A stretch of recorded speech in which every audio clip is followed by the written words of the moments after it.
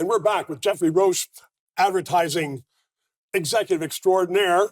And you've done so many campaigns, and we've been talking about the Jaguar ad. We're going to move on because I said we want to deal with Bud Light. Just before that, I'm going to play that Jaguar ad again so people just can reinforce what were they thinking, and did they think this was going to sell cars? Let's just play that.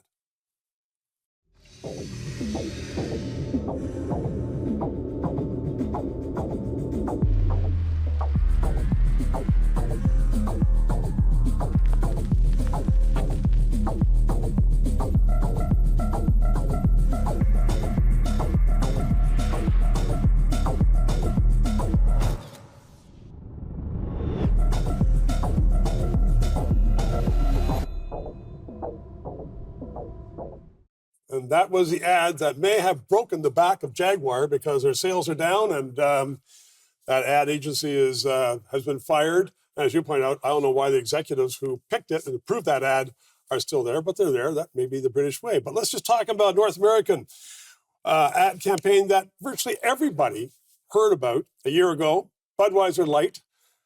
They had a woman from New York City as their executive who hired an ad agency, and they got a transsexual, they're called influencer, well known, and to sell this Bud Light.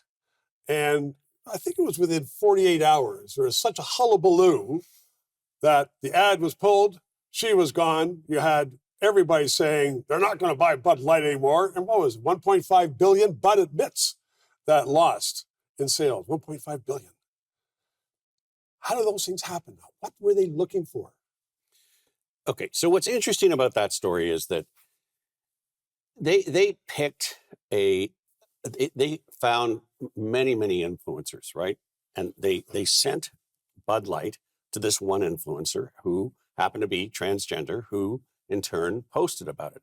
And so that blew up because, wait a minute, we're Bud Light, we're the bro beer. And what the heck is a transgender person doing drinking Bud Light? That person was paid by Bud Light in the ad.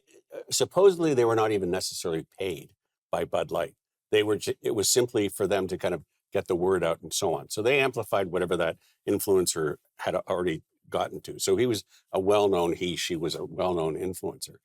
And the influencer got thrown under the bus, as did Bud Light. And, it blew up like nobody's business. Now, in today's kind of, crazy culture of this kind of thing happening, the great thing is that people's attention span is like that of a gnat. And so they forget pretty quickly. Now, not all of them. I mean, the Bud Light thing may continue, but I mean, Bud Light can, certainly they've lost a lot as a brand to the bro, but over time they can probably regain that back with some time. Unless another beer company has a better advertising agency and comes in and says, you know what, we're going to grab that sure. sector. Yep. But so I think, they to me, the Bud Light one is not as overt a mistake as Jaguar made. But the woman executive in Bud Light who approved that was fired. Okay, so fine, and it wasn't just her. I'm sure there were lots of other people responsible as well. Yeah. And so who hired her, and so on. I mean, someone needs to take it. And I think that when companies do make these mistakes, oftentimes they're better to own it than to defend it. Because if they own it, at least they own it, and then they say, okay, here's why maybe it's wrong or we made a mistake, but they should at least sort of man up. And I hear what you're saying, and I think that you're absolutely right, but that doesn't happen very often. No. I mean, we had that in Canada with the TD Bank last year.